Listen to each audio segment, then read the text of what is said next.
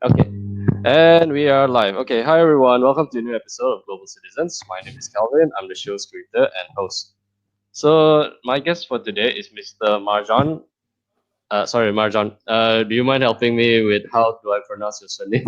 Oh, I've been trying. you had it actually perfect with Marjon Saulon. Marjon Saulon. All right. Mhm. Okay. That's embarrassing on the coast, but okay, so my guest for today is Mr. Marjon L Saulon. So Marjon is actually now living in California. He is a communication specialist for the Filipino community living in California.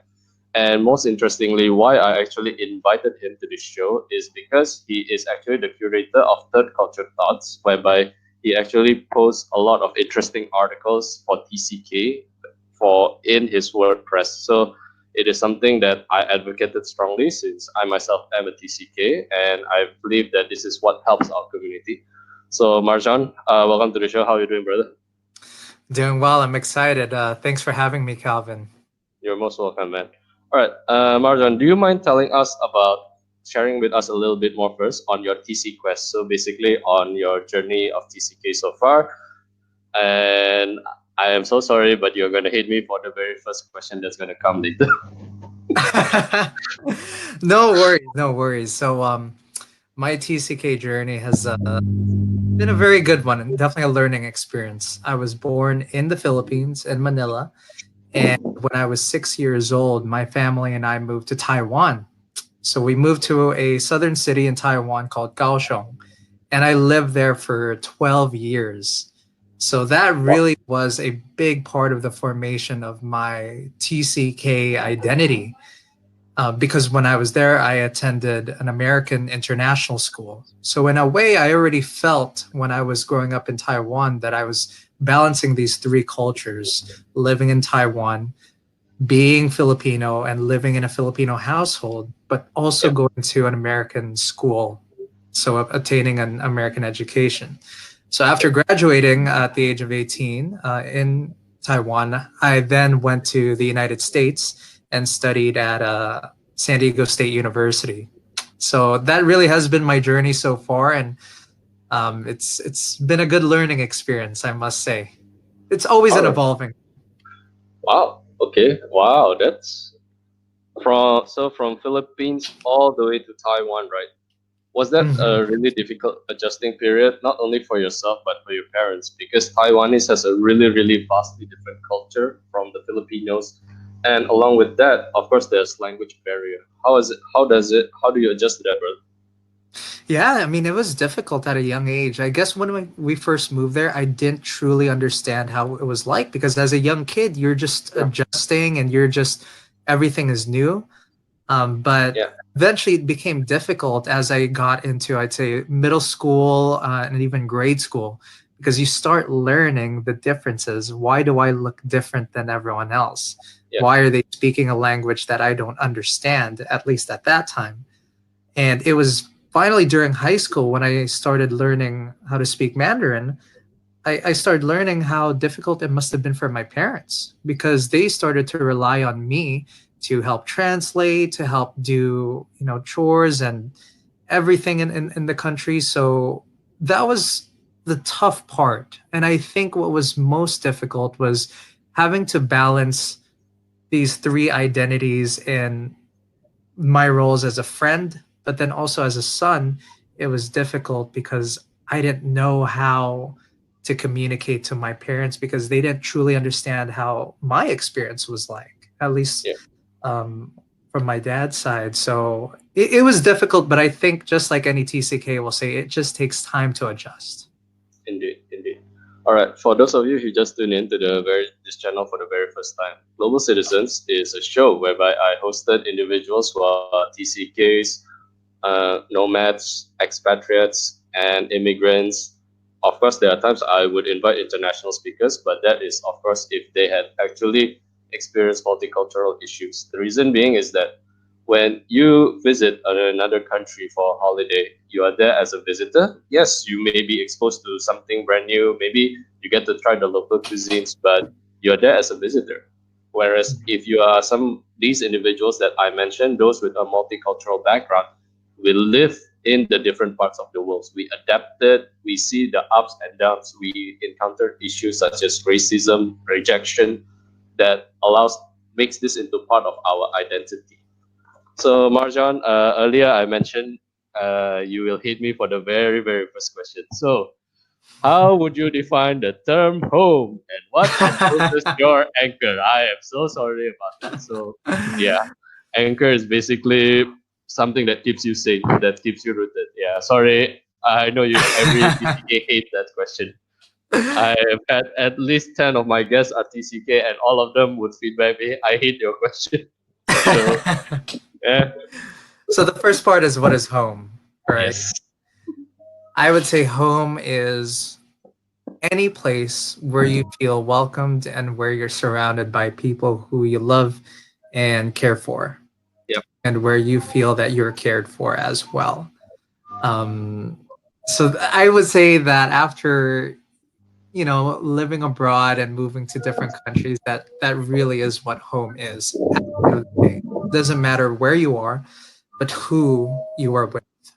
Yep. Okay. Thanks. All right. All right. So I believe that is also what composes your anchor, the people that you love and those who love you back. Yeah. So Absolutely. do you feel of the utmost importance of family to be a center of your life that actually helps you to keep on going? And the thing is that a strong family bond is what makes your TCK journey adaptable. The thing is because just to be honest with you, I grew up for 15 years in Singapore. So when I came back to Indonesia, I grew up apart from my parents for years. It takes a lot of time for adjustments. And in fact, it's because I'm so used to being independent that it's difficult for me to adjust back to my family. And well, do you feel that this is something that is really important for upcoming TCK, especially for the fact that you being a Filipino, sorry, you Mhm. are of Philippine descendant, which a Mhm. community that is really, really strongly in. Yes, absolutely, 100%. You nailed it right there. Family would be a very central part of my identity as a TCK. I Yep. think what's made it extra meaningful for me is that my mom herself is a TCK. Oh, Well, yes, my granddad, both my granddads from my parents' sides actually work for the United Nations. But specifically on my mother's side, she grew up in Egypt, Pakistan, Israel, and also the Philippines. While my dad, my grandfather opted for him to stay and grow up in the Philippines. So I think that's why it's been such a unique experience because as I've been going through this, I've learned that my mom knows exactly how it has been like. yeah. And so I talk to her a lot and she makes me feel like really I'm not alone. And then on my dad's Yeah. side, he has become so much closer. We've developed a better relationship because I started realizing that immigrant experience where he was able to get us to move to Taiwan for a better life. And he really wanted me to pursue my education in the States. So I could not be on this journey apart from my family, if I were to say. All right. Okay. So when you are living in the different parts of the world, yeah, have you ever felt about your appearances? And in order to better fit with your friends or your peers in your host Mhm. country, have you ever changed how you look?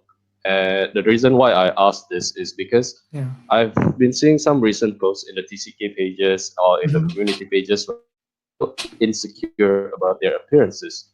And this is something that I feel need to be addressed not only as a TCK but for those during their teenage years because we've all been there before. We do not like how we look. We will do something. We will be involved in some. So yeah. So my earlier question is that have you ever changed your appearances? Is because you want to fit in better with the peers or with your friends? I would say I didn't have that experience going to the Philippines, which is my native country, my passport country. However, it was a big problem for my dark skin tone because just to explain and give viewers a context behind it, in Taiwan and I think in East Asian countries, typically it's the Southeast Asians who work lower paying jobs, I would say. Maybe they're housekeepers, maids, caretakers. And so that stereotype begins to form in those countries. And so when I was in Taiwan, they would tease me for being dark. And I started getting very, very frustrated. It actually was a big part of my childhood, I would say, especially in middle school. And so I would try not to play. I was a big basketball player. I loved playing basketball. But there were times I didn't want to go play outdoors because in Asia, Oh, we play outdoors, while in the States, a lot of times we play indoors as well. But in Taiwan, I started saying, no, I don't want to play basketball. And I'd give another random excuse, but really it was just so that I wouldn't get darker because I didn't want oh, God. to be teased. And I didn't want to be teased because there were some people who would make fun of me on the basketball court. Granted, this is middle school. Their kids are just, don't really know the effect of their words and what it means, right? They still have time to grow, but that was a big part of my growing up. And so I think by the time I was a senior in high school, I grew into myself more and I started feeling more confident. And it was only then people started noticing that because I was secure in who I was, they wouldn't say anything to me anymore. But I would say yes, I did try to change my appearance because I wanted to look like everyone else. And I was the only Filipino in my whole high school class. So that made it more difficult. Yeah, and I believe during your era, basketball wasn't as prevalent as it is now. I know in China, Mhm. or at least in the Taiwanese community, I think due to Jeremy Lin, there's a lot more acceptance of that. But yeah, Yeah. I can relate to a certain extent to that. It's because in Indonesia, our influence of English is by watching those 80s American movies whereby all Mhm. of the typical machismo looks. So as a result, Mhm. when I speak in English until now, I still retain the American accent. And in Mhm. Singapore, they like to call it a slang, which is Yeah. they find it pretentious, which I'm not trying to be. It's because this Yeah. is how I speak. And Trying to be yeah, high class and all. yeah, yeah, it make it sounds like I'm trying to be like one of those crazy rich Asians. Oh, at that time Yeah. wasn't really prevalent yet, but yeah, that is something that become a bit of an insecurity to me. So yeah, I can relate to that very clearly on what you Mhm. said. Absolutely. So okay, so what? Okay, so I actually want to dive in more now on why I actually invited you, which is of Yeah. course Third-Culture Thoughts and of course the Filipino community in California that you are currently staying in. Yeah. So Yes. how do you feel that because from what I know in the West Coast is that there are a lot more acceptance of those of Mhm. Asian descent. So how Mhm. do you feel that Filipinos can ingratiate themselves better within the Californian community or and vice versa? Is that because even if I say there was a lot more acceptance of the community, racism is still prevalent. It's undeniable here and there. And in fact, it was used as a media tool for a duration of for not only for decades, I think this is for centuries. So, how do you feel that there is a community that can be used to ingratiate those of people of color better? Yeah. I mean, to give context at least, if I were to compare my experience as a Filipino in Taiwan and my experience as a Filipino in the United States, specifically in California, I would say it was a world of a difference. Because once I came to the States, most of the time people thought that I was Filipino American. They didn't think that I was this kid who grew up in Taiwan, a Filipino citizen, and I blended in quite easily. And one thing that I noticed was that Filipinos here, I would say, had much higher status. Here, we're known for being, let's say, doctors, nurses, engineers, while in Asia or in East Asia, we were typically we had more of those lower paying jobs. So the Yeah. stereotypes were just very different. And in California, they're so accepting because it's so diverse. And in San Diego, where I've lived for the past 5 years, there's a huge Filipino population. If I'm not mistaken, we're the first or second highest in terms of numbers among all Asians here. Yes. Wow.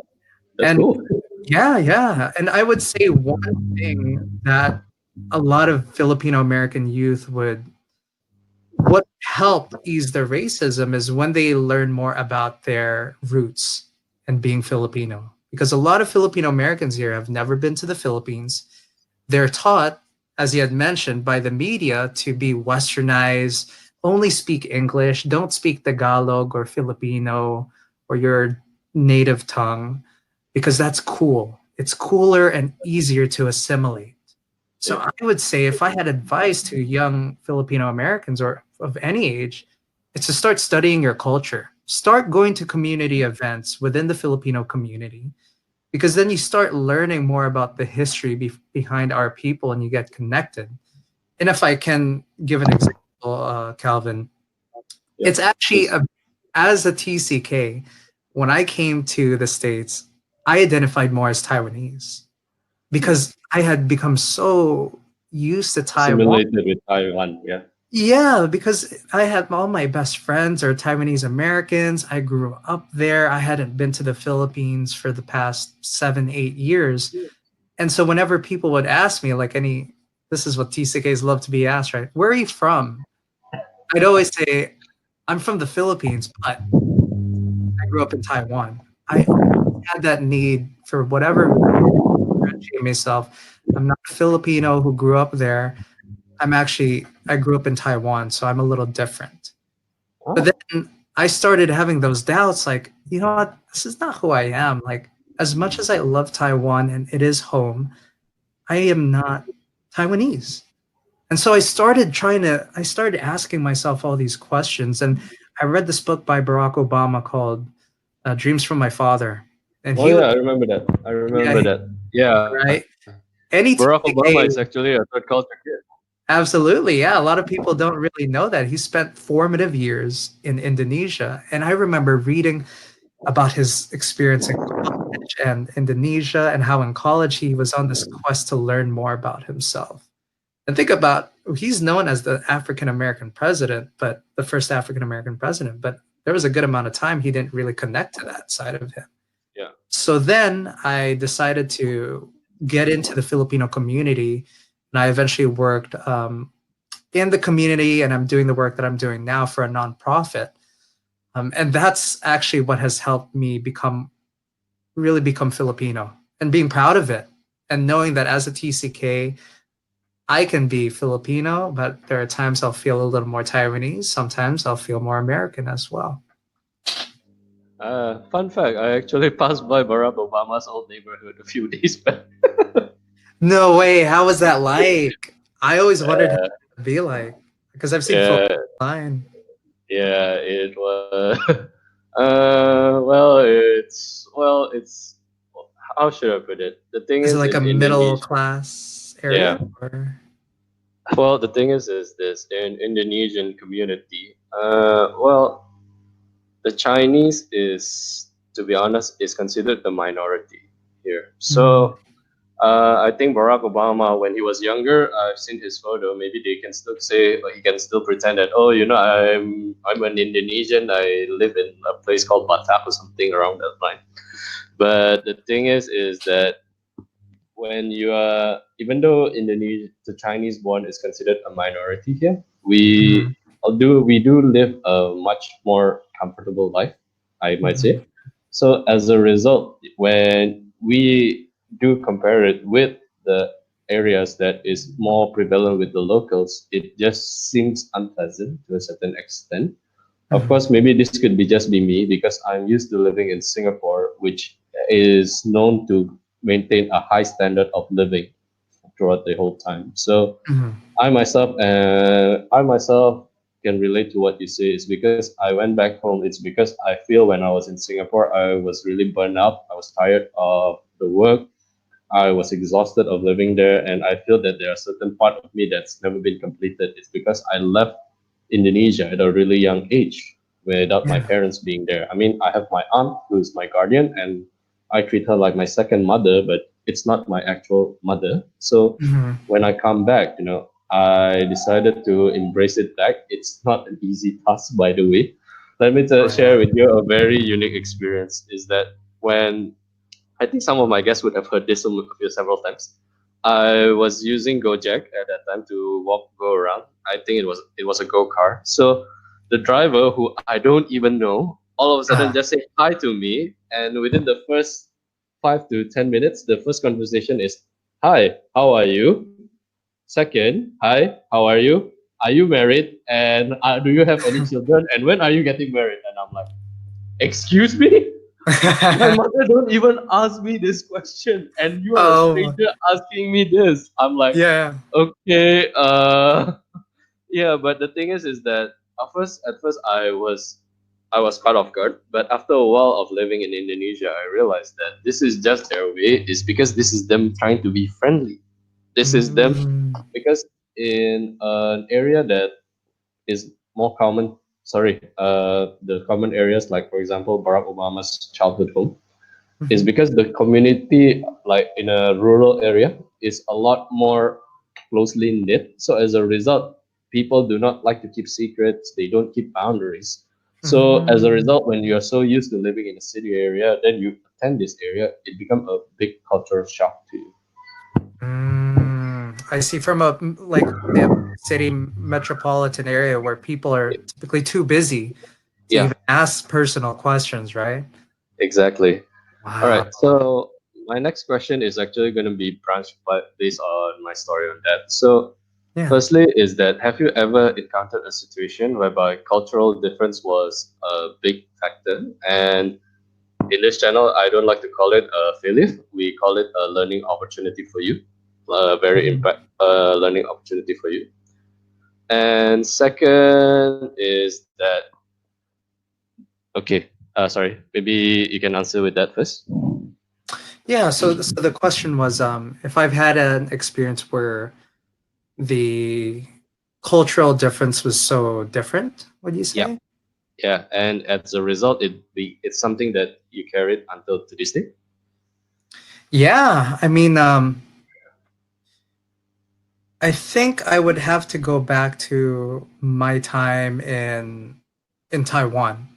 Yeah. And this was when I would say middle school. And because I was in an international school, most of the time, if you go to an international school, you have the means to be able to afford a private school tuition. And so I was one of the very few, I would say, non Taiwanese American students there. And I started to learn the difference between those who are very, very wealthy and those who are comfortable and who do well. And so one of my classmates at the time, who I thought was a really good friend, I would notice these subtle differences. Why does this person's family drive a really nice car? And sometimes he would make comments about Filipinos, like, "Oh yeah, in my dad's factory, I think I'm not sure. A lot of them are, I think they're Filipinos." And that's when I started realizing, like, uh, is that a bad thing? What's wrong with that? And you start feeling that you're inferior in a way, especially at such a young age. And then I would realize, well, I know my family's, we do pretty well, but we're not near the level of this very, very wealthy families. And so I would feel that I was poor, because as Oh, a kid, you don't know what to compare to besides the people who you are with yeah. almost every day. And so moving forward, I think that's what started to get me into this whole TCK cultural exploration. And this is why I eventually got into political science and community work, a bit of sociology, because I was so fascinated by cultural differences and also differences in power and wealth. And it's been a big interest of mine ever since and has helped guide my career. So I would say that would be the experience I go that has really helped shape me. Okay, so with regards to third culture thoughts, though, what motivated Mhm. you to start it? And the thing is that sorry, it's a two-parter. Yeah. Do you Yeah. feel that occupation or career for TCK that is aimed more towards like those like what you're doing now, that is more towards serving the community, basically a non-usual desk-bound job is something that you would advise a TCK to pursue. It's because I think one of our biggest strength is also our double edge is that we tend to not like being put in a system, being told to follow, which is I think is a trait which is shared by millennials. And in fact, I've done some articles based on that. So what do you think on that, Marshon? I'd have to agree with you on that, Calvin. I think that as TCKs, because we've been exposed to so many cultures and different countries, different worlds, really, and Yeah, I would say sometimes it feels like a different life when you go from exactly. one place to another, right? That it feels so constraining if you're doing a job where you're, let's say, sitting in a desk, doing the same things over and over again without having the stimulation Indeed. of learning, and it's that excitement of doing something new because we grew up with that. There's always something new, something exciting to do. And so I think that yes, a lot of TCK I think are more suited for work that's stimulating.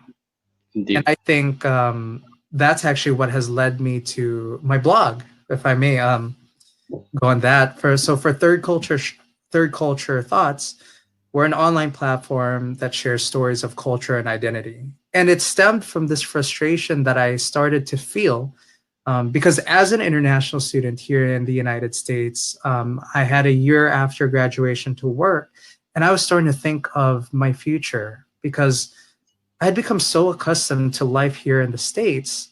And I had loved that I could be Filipino, I could be Taiwanese, I could be American here. And I was really scared of going back home or going anywhere else in the world because I had somewhat felt like I was tired of moving and I just wanted stability. And so I thought, man, I'm having all these thoughts. I love writing.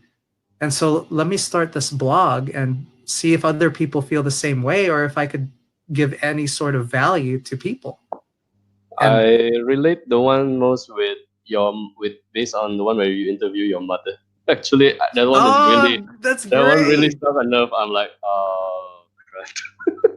I nearly shed a Oh, tear on that. And well, yeah. respectfully, that was also the same day whereby I found out an icon of the third culture community and the basketball legend Kobe Bryant passed away. So that was a Mhm. double hit. That was a double hitter for me. Yeah, I mean that of course it was unfortunate what happened to Kobe because he also was a TCK himself, having grown up Yeah, in Italy, so he would have known Rieti, exactly. Italy, and he actually speaks Spanish. He actually did some press conference on that, and Mhm. he helps in making NBA a global icon, especially in China. So yeah, I think that is something that is really personal to you based on your story. Yes, Yeah, yeah. absolutely. And then I appreciate you telling me about that. My the piece that I have about my mom. I mean, if I may ask, Calvin, what was it about it that you as a TCK? Sorry. What was it about that piece that you as a TCK connected with? Okay, so to be specific, for myself, my TCK is that I'm actually only raised in two countries, Mhm. Indonesia and Singapore, which Mhm. itself is a cocktail of multiple cultures. Because Absolutely. in Singapore, they acknowledge four ethnicity: Chinese, Indian, Malay, and Caucasians. Mhm. So for me, my TCK's definition is because I've never felt that I've ever belonged in both my home. I mean, in Indonesia, with the utmost respect, if my mom and dad is not so settled here, doesn't and want to leave and doesn't want to, is not because they are used to living in Indonesia. Mhm. Honestly could not consider this place a home to me. It's because I've Mhm. never lived here most of my adult life. I Yeah. love Singapore. I mean, with with the utmost respect, I love my home country. I love Singapore, but I've never felt that I've also belonged in Singapore. It's because I'm not born a Singaporean. I still do not change how I speak. I still do not want to adapt to a certain way that a Singaporean works and think. So as a Mhm. result, my definition of TCK is that I always search for a third country where I feel that, as what you say, a sense of stability, which is why Mhm. I consider myself a TCK. With regards to your mom, mind if I ask though, because I do not want to offend anyone on this, because Mhm. I know in Philippines the Christianity or Catholic in the Muslims are quite prevalent. Is your mom a Catholic or Christian, or She's a maybe Catholic. She's a ah Catholic. most of the areas that she had grown up in are in the Middle Eastern side, which I think is Mhm. making it even harder for her. It's because they have a certain way or certain point of view on on Mhm. how women is viewed. So I think this is a sense that I can relate to is because we don't feel that we belong, even though we try to. And yeah, I believe that's what I relate most with with what your mother mentioned.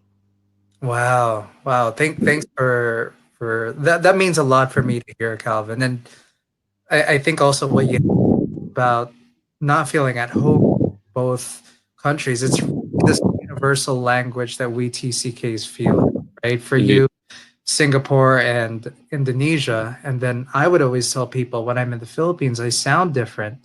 When I'm in Taiwan, I look different. But when I'm in the States, I'm legally different because I'm yeah, only here on a student visa. So it's this ongoing journey that there are times we love it and there are times that we just think, why couldn't I not have just been in one place, uh, yeah, right? And have that home. indeed, indeed. Or at least if you are outside of your own home country, maybe in a much more privileged environment, Yeah, that would have exactly. been a lot more fun, I guess. Yeah. I mean, okay, Marjan. Yeah. So, Yeah. okay, there are multiple cases whereby it's called The TCK is called the Diplo Brats. Basically, kids of they are children of diplomats, and well, I believe you can relate. I believe you are aware of this. It's because those who are of government service would receive a higher privilege to a certain extent. Yeah. Hmm. So how would you advise these individuals? It's because the thing is that now with the age of social media, with internet, how we like to show off our life, some of the good things that we have in our life, because we definitely don't put the negative side of our life, right? How Yeah. would you advise these kids, okay, or individuals, if they are of a Hmm. certain age, to make sure that they are more socially responsible online? If not, well, we TCK, we the adults have already lived this life. We know how it Hmm. is. But for them is that they are young. They just if they are going to be driven in a limo, they're just gonna take a photo of the limo and then they're gonna flaunt what they have. How would Hmm. you advise them to be more socially responsible online? Yeah, of course. I would say instant gratification is something that I don't think is sustainable. Yeah, And at times we're only human and we like it. We like getting the likes, the followers. But I think at some point they're going to learn that it really is about quality over quantity. yeah, And I think for any TCK, there's going to be a time when you're away from family that you're going to have to really dig down and learn not only about yourself, but about the people who really care about you. Because in this social media instant gratification age, sure, everyone says they love you, but really, when there are tough times, not many are actually really willing to help. So I would say they should focus on quality over quantity. Because really, it's the quality of relationships. When you're a TCK, being in another country, that's really what you rely on. When you don't yeah, have your family, it's these friends who, for whatever reason, want to help you. And if I'll give an example. My car had crashed, not crashed, excuse me, had broken down last oh, week, and my friends would. came to pick me up, helped me get a toad, and then I had a friend who had lent me her car and had made me feel so at home being away from the country. And that's when I really realized all of the instant gratification doesn't matter. It's really just about the quality of relationships. So I'd say that should be something that they would focus on. And it's also a learning experience that you have to go through by yourself no matter what. Have you ever encountered a case of a reverse cultural shock? Maybe you meet somebody who is a monocultural of Filipino descent, and what would you advise for a Filipino to be able to ingratiate themselves better when they're outside of Philippines themselves? The thing is because you are fortunate. Even though now I think as an adult you will say it's a blessing. It's a blessing that you are able to be exposed to multiple cultures. Mhm. Uh, Not everybody would have that privilege, and as a result, you know how to behave to be a chameleon in a different kind of Yeah, environment. of course. Where those who are monoculturals is because they grow up knowing, living, eating a certain way. Then when they are when they are visiting a new country, if they did something that is, I don't want to say it, but it can be sometimes outright disrespectful. So Mhm. what would you advise on that? Because if it caught on the news, then it's going to be say, oh, for example, if maybe if a Filipino do this and that, then after that it will be put on the news. Filipinos are disrespectful because that is the danger that medias can possess. Ah, yes, yes, no, of course, and that when events like that happen, it affects the whole image of your people, also. Yep. So I would say just challenging yourself to be more open-minded, Yeah. because it's one of those things where it's so much of it is mental. Where if you choose to close yourself to only what's comfortable, then you're really not going to be exposed to different views and different cultures. And I think one thing that is interesting is that in our globalized world with the internet, social media, it's actually cooler to Yeah. be open minded, right? It's Indeed. Indeed. cooler to have friends who are international. It's cooler to be traveling because you get to show it on Instagram and your social media. So thankfully, we have this era that we're in that it's more inviting to be open minded. But I think really telling yourself that anything that's challenging and anything that's different is always going to be a learning and growing experience. And that's really What just doesn't kill you make you stronger. absolutely, yes, I would say that. And I think because it's easy for us to say as TCKs, and there are Yeah. even times when we think to ourselves, I've had to adjust so much. I don't want to have to do something new today. I don't want to have to travel to another place because I've already done that so much, right? We get tired of being a TCK, Yeah. right? For me, is I guess I'm still liking it because the thing is I Mhm. guess it's also where you settled. The thing is because in Indonesia, respectfully, Mhm. unless it's like areas that's like more towards the city area or Mhm. Bali, for example, Yeah.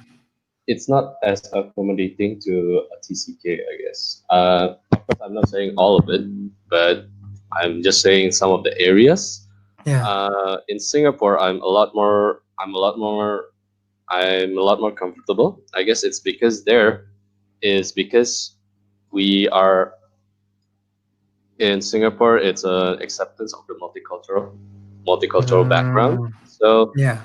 I mean, you can come to a hawker center and you can see somebody of Caucasian descent eating a Chinese noodle. So it's not something you can see everywhere. But Yeah, and that's the neat thing about the world that we live in right now, right? Just so much indeed, more global. Mm. indeed. Yeah, one of my dream destination in the future is LA, but that was because I'm a Lakers fan, so I just want to watch the game. Sorry about Oh that. my gosh, you will. You will, Cal. Yeah, I'm sure you will. yeah. Hopefully, I get to do that in the future, though. But okay, I actually have two more questions for you. Yeah, So yeah. the first one is this: so, what would you advise somebody of monocultural to not immediately assume of a TCK or somebody of a multicultural background, or in fact anyone of maybe who is out of place in your environment. So, like for example, for your case, is I believe it was lucky enough that your mom is also a TCK. So as a result, she can relate to you immediately. But for Hmm. my case, for example, my parents are monocultural, they're Indonesian Hmm. Chinese. So Yeah. as a result, they identify themselves as Indonesian. Whereas for me, is that it is not something that I can immediately assimilate to how they think or how they would want to do their stuff here. Yeah. So, and of course, uh, I've actually asked this several times for one of my show. In fact, one of my past guests is a TCK who's also a relationship coach. How would you Wow. advise somebody who is dating a TCK? And especially if they're monocultural, it's because when you look, when you don't feel that you belong somewhere, you belong everywhere. Whereas that person is, she knows, he or she knows that they belong in here. So as a result, it's a counter clash of culture. How would you advise on that, Marjan? Yeah, I'd say for those, if I were to advise those people on how to, I'd say, treat TCKs, I would say it, it's a hit or miss sometimes, but asking them about stories of their past and the different places that they've been. Because there are times when I describe my background, and when people sort of just brush it off and think, okay, yeah, this is just any Filipino guy, it doesn't make me feel as though my identity is acknowledged. Yeah. So I think when people are curious about it and they ask, I've actually come to really like it. Well, before, because I wasn't secure with my identity, I didn't like it. I just wanted to be normal. So I would say be in the inquiry, ask questions, and be open minded, and don't make any TCK feel like they're only one thing. Oh, I'm only Filipino, or I'm only Taiwanese or American, but that you could be many things. I think that's a mindset that open-minded people have. That you're not limited to the passport country that's on the name on your passport, but Mhm. you are able to be composed of several things to become one thing. Okay. Ah, okay. So this is actually my last question, Marjan. Yeah, yeah. Okay. What three advices would you give to somebody who is at the crossroad of their life? They can be either TCK or they can be a non-TCK. And your advice can be books or even videos that can allow you that you feel is good and Mm-hmm. inspirational enough for some people.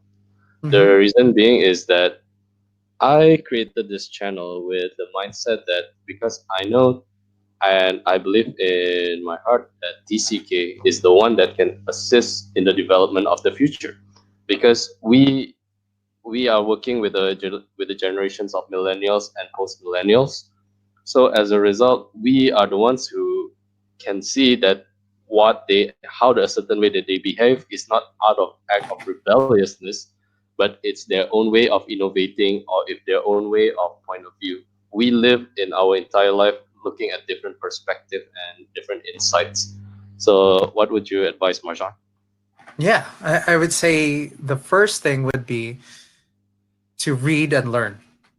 Yeah. And so if I were to give two books that I recommend, it would be number one, of course, Dreams from My Father, From my father. Barack Yep. Obama. Not to get into politics, but because this figure that is so well known in the world, and he himself went through the same experience that we did. Second book would be The Alchemist. And The Alchemist is a book about this journey. And I don't want to spill too much because it's this classic book that so millions in the world have read about. But I think it's very applicable to TCKs because we get really impatient and frustrated sometimes, but really it's all about this journey that we're in. And it really is an amazing ride as TCKs. Second, I would say is to be patient. Now, I think that sometimes the young people get so eager, they want to do many things, and I think if you're at a crossroads, sometimes you have to give yourself some time to just reflect and to learn, right? So I would say the third would be reflection. To me, it was through writing. Maybe you want to do a podcast. Maybe you want to be an amazing host like yourself, Calvin, right? But Thank I you. think, I think exploring a creative outlet where you get to reflect on your experience is just going to help clear the path forward for any TCK. So I would say it would be those three things: to read and learn, to be patient, and to have an outlet to explore and reflect on your experiences and your identity. Indeed. Okay, so with regards to one of the advice that Marjan mentioned, be patient. This is something that I think is most applicable in today's world, because as like what I've mentioned with Instagram, social media, people expect instant gratification. You want quick results. It's definitely not. Let me tell you guys a story. When I first started this channel, my first ever guest can't even go online. He doesn't know how to go online on the Facebook until I decided to use this software called StreamYard. Which, if you guys are ever interested to become a podcaster, like do the shows that I'm doing, please try it. It's in my description box. You guys can get some promo for there. And if you guys are interested, there's also something called Canva, which is also in the description box. That is actually how I created the title cards. So yeah, back again. And in fact, my very first ever episode, my guest can't even see himself clearly. It's because my camera resolutions was really bad. Uh, yeah. In fact, a lot of times I've never denied that I screw up a handful of times in my show. Like for example, today in fact, I think I lost my connection a bit for a few seconds there. Yeah, I And really did I try to tried do to just that. act cool. I was like, okay, I want to make sure Calvin looks good. Let me just sit there and just pretend that nothing happened. No worries, no worries. But why I'm honest enough to tell you guys about this was because I think throughout my whole journey is that I accept my failures and my mistakes as a part of who I am. It's because they form who I am now. It's because the thing is that, for example, if you guys are public speakers, yeah, a lot of time you are worried. If you are worried that a lot of times people maybe they rehearse hundreds of times, and as a result they are a lot more confident. But if you're doing it for the very first time, public speaking can be really scary, is because people are scared of mistakes. People are really terrified of making the mistake. Maybe they do something ridiculous, then as a result people will laugh in front of a stage. It's actually not. In fact, some of the funny things that you do can make your presentation better. The thing is that you have to accept your imperfection, but don't accept crappy work. Definitely. I second that, Calvin. That was Yep. spot on. Yep. All right. And with that, that is the end of Global Citizens, episode 29. If you guys are interested to reach out to Marjan, to maybe you guys have your own TCK story that you guys feel it's good enough, or maybe if you are interested to know a little bit more, or if you are of Filipino descent and you want to explore where you are from, please reach out to him. All of his Instagrams and all of his other social link is in the description box. If you guys need to reach out to me, also some of my information are there. But if you do reach out to Marjan, please highlight that you guys know him from me, because if not, I think you guys are invading his privacy by not knowing, showing his hi Marjan, then all of a sudden, and you guys like, who are you? Yeah, that is, you guys still need to respect his boundaries. And with Thank that, you. that's the end of the show. Marjan, do you have anything you want to mention? Maybe any kind of upcoming workshops or anything that you are thinking of? Yeah, I mean, just to piggyback off of what you had said, Calvin. Really, I've just this platform is really not just for me. Luckily, I've had some of my best friends, and now my mom. She was able to write a piece. But for anyone out there who's interested in sharing any story or piece about their own culture identity, please feel free to reach out to me. Let Calvin know. Uh, the links to my Facebook and social media will be there. I'd love to be able to feature your story and really grow the blog. I mean, I'm already starting to get some apparel. I have Third Oh, cool. Culture Thoughts. Yeah, a sweater. One of my buddies helped make this. So really, this has just been such a fun project of mine, and I'd love to grow it, and I'd love to help people like yourself too, Calvin. So thank you so much for having me. You're most welcome, Marjan. You've been a really wonderful guest. All right, Thank that's you. the end of my show. So see you guys and have a good day. Bye. Thank you. Goodbye.